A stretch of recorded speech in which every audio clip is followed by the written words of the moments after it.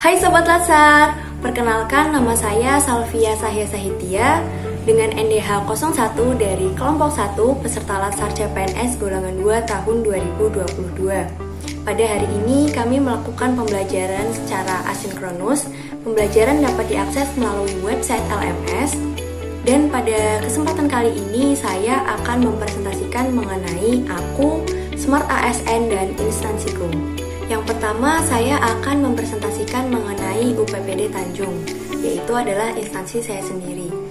UPPD atau Unit Pelayanan Pendapatan Daerah Tanjung adalah sebuah unit pelayanan teknis yang berada langsung di bawah Badan Keuangan Daerah Provinsi Kalimantan Selatan. UPPD atau yang biasa disebut Samsat atau Sistem Administrasi Manunggal Satu Atap merupakan suatu sistem kerjasama secara terpadu antara Polri, Badan Keuangan Daerah, serta PT Jasa Raharja dalam pelayanan untuk menerbitkan STNK dan tanda nomor kendaraan bermotor yang dikaitkan dengan pemasukan uang ke kas negara, baik melalui pajak kendaraan bermotor atau PKB, bea balik nama kendaraan bermotor atau BBNKB, dan sumbangan wajib dana kecelakaan lalu lintas jalan atau SWD KLJJ. Yang selanjutnya adalah struktur organisasi dari UPPD Tanjung.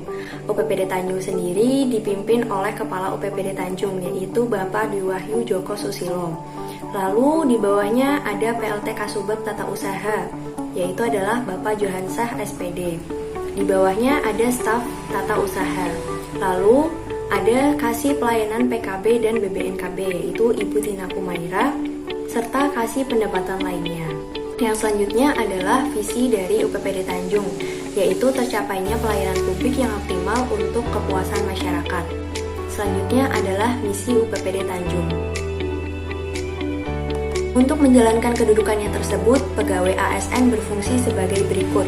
Yang pertama adalah sebagai pelaksana kebijakan publik, yang kedua adalah sebagai pelayan publik, dan yang ketiga adalah sebagai perekat dan pemersatu bangsa.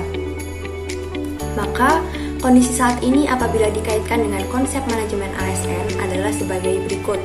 Yang pertama, ASN di UPPD Tanjung sebagai pelaksana kebijakan publik, yaitu melaksanakan kebijakan publik mengenai pengenaan PKB dan BBNKB yang diatur melalui Pergub Kalimantan Selatan.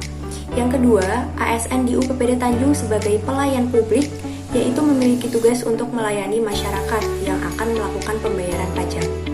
Lalu yang ketiga, ASN di UPPD Tanjung sebagai perekat dan pemersatu bangsa, yaitu memiliki tugas untuk bersikap baik, ramah dan santun, serta selalu menjaga nama baik instansi, bangsa, serta negara.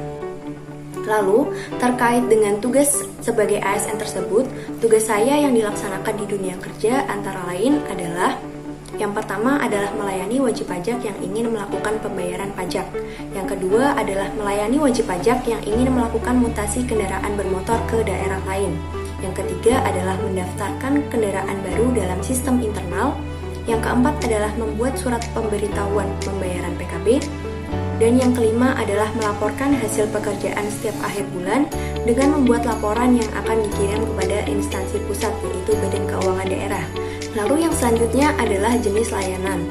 Jenis layanan yang harus dicapai di UPPD Tanjung antara lain yang pertama adalah terlayaninya wajib pajak yang terdaftar pada UPPD Tanjung melalui yang pertama adalah pelayanan langsung di kantor induk dan yang kedua adalah pelayanan selain di kantor induk seperti di mal pelayanan publik, di unit keliling, dan lain-lain. Yang kedua adalah terlayaninya wajib pajak yang terdaftar pada daerah lain melalui e-Samsat, Samsat online, atau Samsat digital. Yang selanjutnya, jenis pelayanan wajib pajak meliputi apa saja? Yang pertama yaitu adalah registrasi dan identifikasi kendaraan bermotor. Yang kedua adalah pembayaran pajak kendaraan bermotor dan bea balik nama kendaraan bermotor. Dan yang ketiga adalah pembayaran sumbangan wajib dana kecelakaan lalu lintas dan angkutan jalan. Yang selanjutnya yaitu adalah komponen standar pelayanan meliputi apa saja? Yang pertama adalah persyaratan, yang kedua adalah sistem, mekanisme, dan prosedur, yang ketiga adalah jangka waktu pelayanan, yang keempat adalah biaya atau tarif, yang kelima adalah produk pelayanan, dan yang keenam adalah penanganan pengaduan, saran, dan masukan atau apresiasi. Selanjutnya, service point di UPPD Tanjung antara lain yang pertama adalah persyaratan. Persyaratan meliputi data-data yang harus dibawa oleh wajib pajak seperti KTP, BPKB, dan lain-lain. Yang kedua adalah sistem, mekanisme, dan prosedur. Sistem, mekanisme, dan prosedur telah diatur dalam Keputusan Gubernur Kalimantan Selatan nomor 188-44-0755-KUM-2020. Yang ketiga adalah jangka waktu pelayanan. Pelayanan dilaksanakan pada hari Senin sampai dengan Sabtu dengan waktu yang telah ditentukan. Yang keempat, biaya atau tarif. Tarif pelayanan masyarakat tidak dipungut biaya kecuali apabila melakukan pembayaran yang berkaitan dengan instansi lain. Yang kelima adalah produk pelayanan. Produknya adalah surat ketetapan pajak daerah. Yang keenam adalah penanganan pengaduan, saran, dan masukan atau apresiasi. Dapat disampaikan melalui layanan pengaduan milik pemerintah Kalimantan Selatan atau Lapor Paman, atau melalui akun media sosial instansi. Yang selanjutnya adalah keterkaitan tugas dengan tujuan instansi dalam mencapai visi, misi, serta tujuan UPPD Tanjung, yaitu tercapainya pelayanan publik yang optimal bagi masyarakat.